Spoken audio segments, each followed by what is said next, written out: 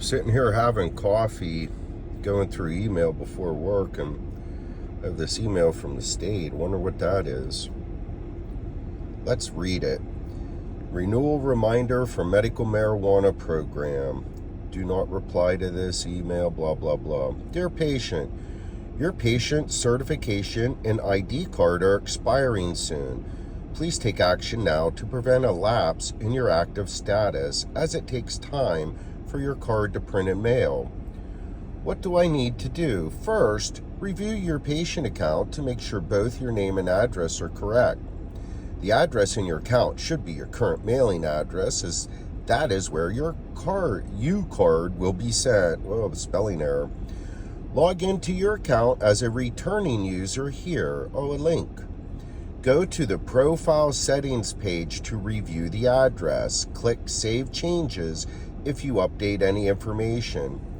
If your name has changed, you will need to call the help desk for assistance using the number in red above. It may take up to 5 business days to process a name change.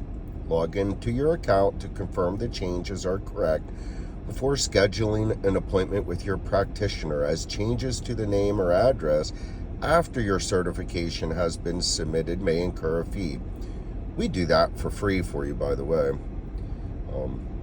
Next, schedule a visit with an approved practitioner like Greenbridge to get a new certification. You can get a patient certification from any registered practitioner. What happens after I get certified?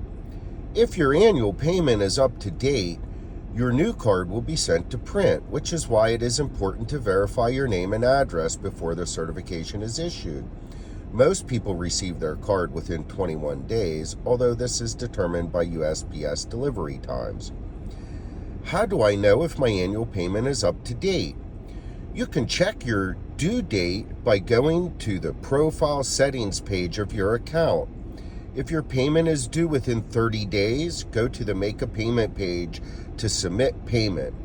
Patients who participate in Medicaid, PACE, PaceNet, CHIP, SNAP, or WIC will need to go to the Make a Payment page and follow the prompts. What should I do with my old card? As long as your payment is up to date, you will continue to use your current card until the expiration date. The new card will not be valid until the start date printed on it. Once the current old card expires, you should cut it up or shred it. If you've already completed this process, you can disregard this message. Lastly, if you're interested in some research, there's the email.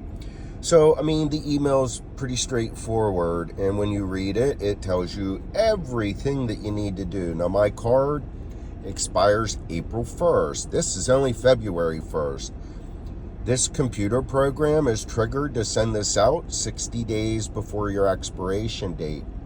You get 3 emails from the state each year, 2 regarding your payment and 1 regarding your renewal. And if you read these, it gives you step-by-step instructions on what you need to do.